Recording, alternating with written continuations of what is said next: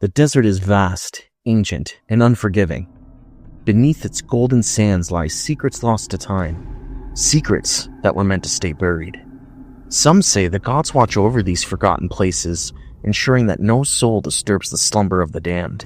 But what happens when the warnings are ignored? Tonight, we descend into the darkness of history's most feared pharaoh, a ruler so cursed that his name was erased from time itself, a tomb sealed away for eternity, until now. This is Cabin of Horrors, and you're about to hear the Curse of the Forgotten Tomb. The sun blazed in the desert sky, unrelenting and unforgiving, as Dr. Samuel Fayed wiped the sweat from his brow and squinted against the searing heat.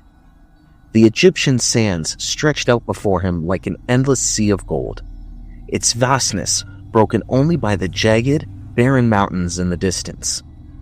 The desert was a cruel mistress, concealing its secrets deep beneath the scorching surface, and Samuel had spent nearly his entire career searching for just one secret in particular, the long-lost tomb of Pharaoh Nebo-Ra. For years, Samuel had studied ancient texts, scrolling over every scroll and papyrus he could find in dusty archives. Nebo-Ra, a name whispered in the darkened halls of Egyptology, was a king whose very existence was shrouded in mystery.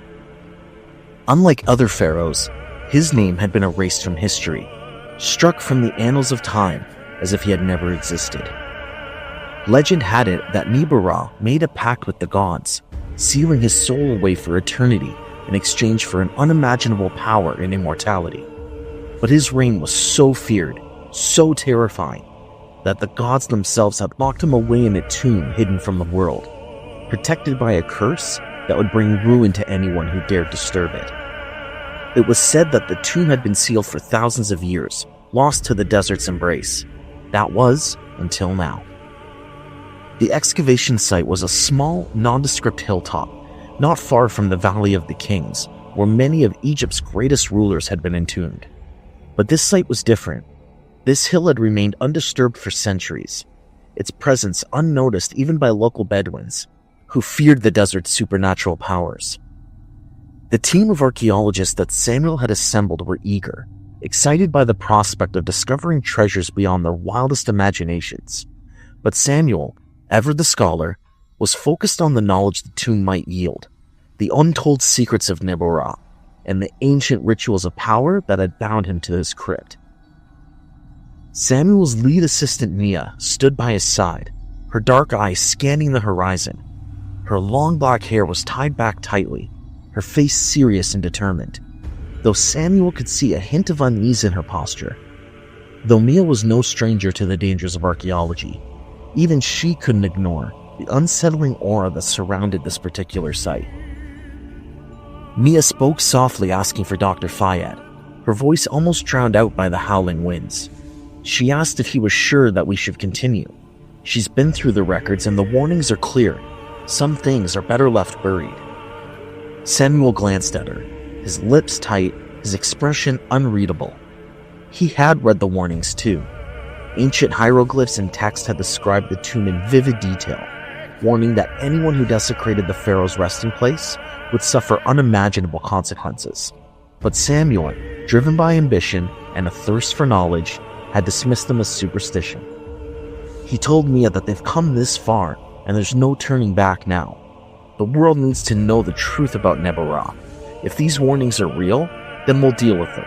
But we can't turn away from what we've discovered. This tomb will change everything. Mia couldn't argue with that. She understood the obsession that drove Samuel. It was the same obsession that had consumed the greatest minds of history. The allure of uncovering the secrets of the past was irresistible, and yet, despite her reservations, Mia couldn't help but feel that the price of this discovery would be far higher than they had anticipated. The team worked through the afternoon, carefully clearing the rubble that had accumulated over centuries. As the sun began to dip beneath the horizon, casting long shadows across the tomb's entrance, they finally uncovered the entrance, a massive stone door adorned with elaborate carvings and hieroglyphs that depicted the pharaoh in his court. In the center was a symbol that Samuel recognized immediately. A serpent coiled around an eye, the emblem of Apep, the ancient Egyptian god of chaos and destruction. Apep was said to be the eternal enemy of Ra, the sun god, a force of darkness that would devour the light. The very presence of Apep's symbol sent a chill down Samuel's spine, but he ignored it, determined to press forward. The team carefully began to pry the stone door open. With each inch, the air grew heavier, as if the tomb itself was exhaling its age-old breath, disturbed after millennia of slumber. The heavy door finally creaked open with a grinding sound that echoed across the desert, sending a shiver through the air. Dust poured out in the clouds, thick and acrid. As the last stone was moved away, the entrance revealed itself. A dark, yawning void, a passageway leading deep into the earth. Samuel asked if Mia was ready, though his voice betrayed the slight tremor in his chest. He wasn't sure if it was from excitement or fear. Mia gave a single nod, though her face was pale, her eyes wide, with a mixture of curiosity and dread. She just wanted to get this over with. So with the lanterns lit, they descended into the tomb. The deeper they went, the colder it became. The air grew thick and damp, as if the tomb were exhaling its ancient breath, air that had not been disturbed in thousands of years. The walls of the passage were covered in intricate carvings and paintings, depicting scenes of Nebo-Ra's reign. In one scene, the pharaoh was shown sitting on a throne, surrounded by his court, while in another, he was shown standing before the gods making a pact, his body bound in chains. His eyes were empty, his lips were sealed.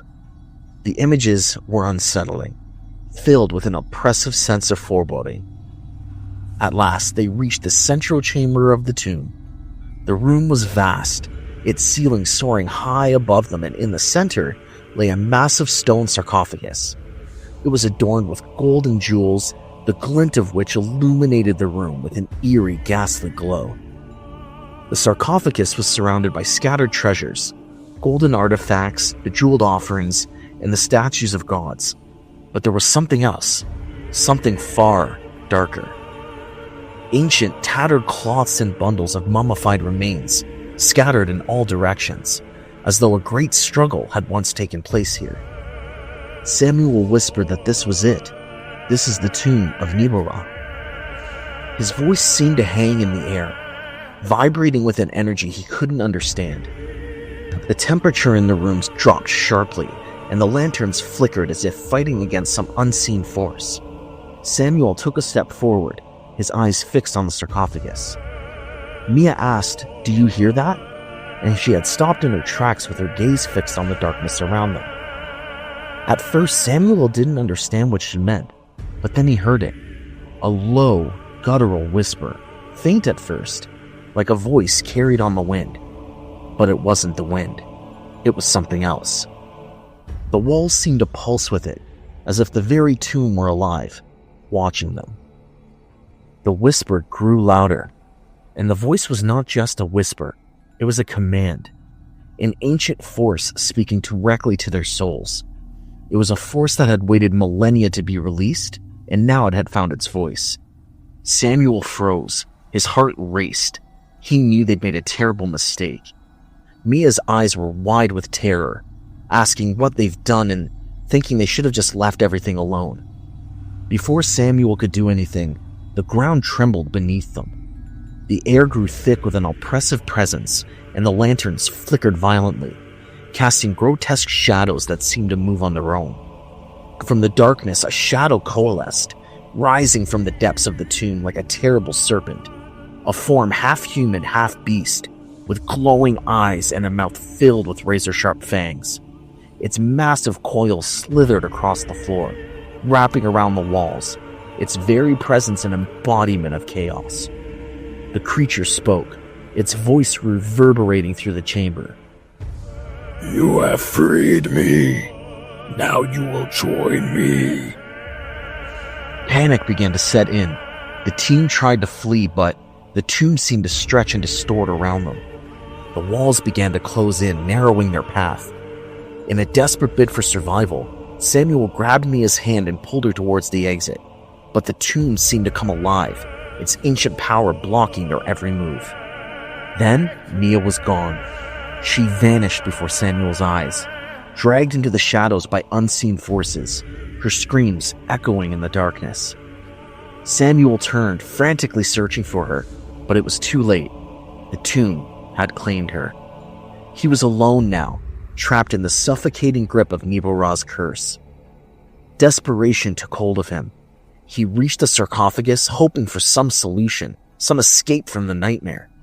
But as his hand touched the stone, a vision flashed before his eyes. Nebo-Ra's face, twisted and decayed, staring back at him. The pharaoh's eyes burned with fury, his mouth stretching into a grotesque grin. Samuel was pulled into the darkness. The tomb sealed itself once more, its secrets hidden for another millennium.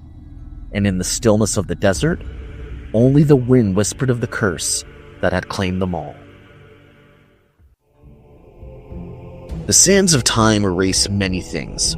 Empires, kings, even names. But curses? They never truly fade. Dr. Samuel Fayed thought he could rewrite history, but history has a way of claiming those who disturb its slumber. The tomb remains sealed once more, lost beneath shifting sands, but if you listen closely, when the desert wind howls in the dead of night, you might still hear the whispers of Nebo-Ra, waiting for the next foolish soul enough to wake him. The night watches, waiting. The gods of old may have faded from memory, but their shadows still linger, whispering from the ruins, beneath forgotten relics of the time when mortals dared to steal from the divine. Our next tale is also steeped in ancient mythology, where knowledge and curiosity come at a terrible cost. A young scholar, a cursed artifact, and the darkness that never lets go. Prepare yourself for the Curse of Nyx. In the distant corners of ancient Greece, nestled between craggy hills and a dense, shadowy forest, there existed a village known only as Archaea. This village was so small that it barely appeared on maps, and it was often overlooked by travelers as if some unseen force had always kept it hidden. The villagers too seemed like whispers of another time, strange, old-fashioned, and full of quiet dread. They never spoke of the past, and when questioned about the gods or the myths of old, they would either look away or change the subject. Among them, there was one who did not belong, a stranger named Thalia. She was a young scholar with an unquenchable thirst for knowledge, especially for the forgotten corners of Greek and Roman mythology. Unlike the villagers, Thalia had never been raised to fear the stories of gods and monsters. Instead, she sought to understand them, to uncover the mysteries of the world. Her arrival in Archaea had been driven by rumors of a mysterious artifact, one said to be a relic of Nyx, the primordial goddess of night. The village elders warned her against seeking this artifact, speaking in hushed tones about its curse. But Thalia, never one to shy away from adventure, decided to find it for herself. She had always believed that knowledge was worth the price of any danger. She was led to the ruins of an ancient temple, half buried beneath the thick trees of the forest. The temple had once been grand, with towering columns and intricately carved reliefs of gods and monsters. But now, it was little more than a crumbling shadow of its former self. The stone steps were chipped, the walls were cracked, and an unnatural silence hung in the air, broken only by the occasional rustle of leaves. As Thalia entered the temple's darkened depths, the air grew colder, and the scent of decay filled her nostrils. Her lantern flickered and sputtered, casting long, eerie shadows across the ancient walls. She descended into the crypt below, where she found the relic, a twisted, serpent-like branch made of gold, its surface etched with symbols that seemed to shift as she looked at them. The moment her fingers brushed the artifact, a cold gust of wind rushed through the crypt, extinguishing her lantern and plunging her into complete darkness. She heard a voice then, a voice that resonated deep within her own mind, low and menacing. You dare disturb the Curse of Nyx? Beware, mortal, for the night will never let you go.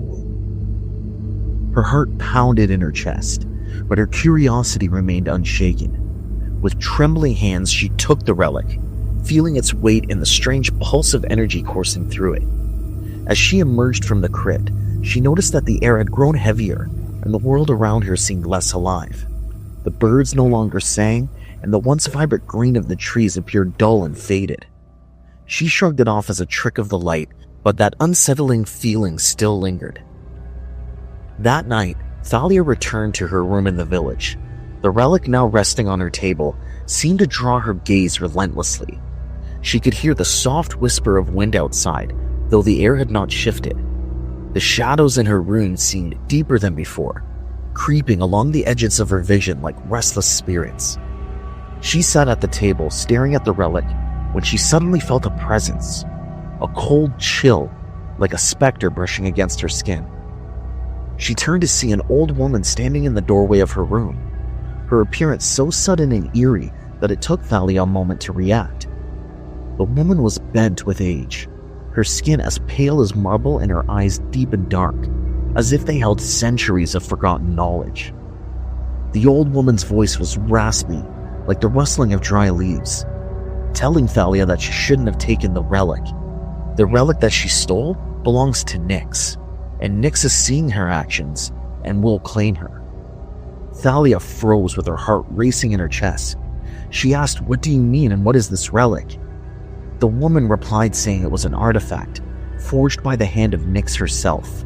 It carries her curse, and once you touch it, you can never escape, and you'll be bound to her realm of shadows as her prisoner for all of eternity.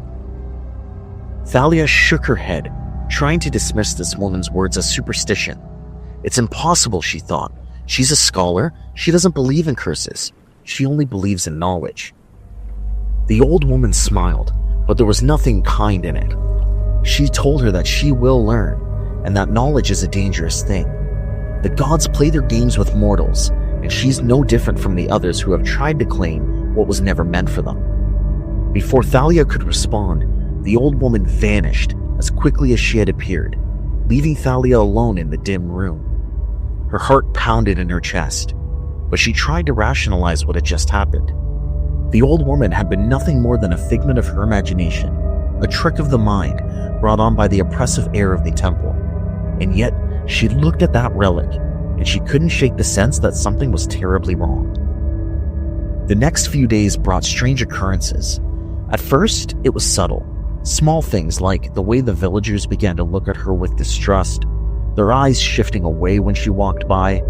The once vibrant town square, where the market had bustled with life, had become eerily quiet.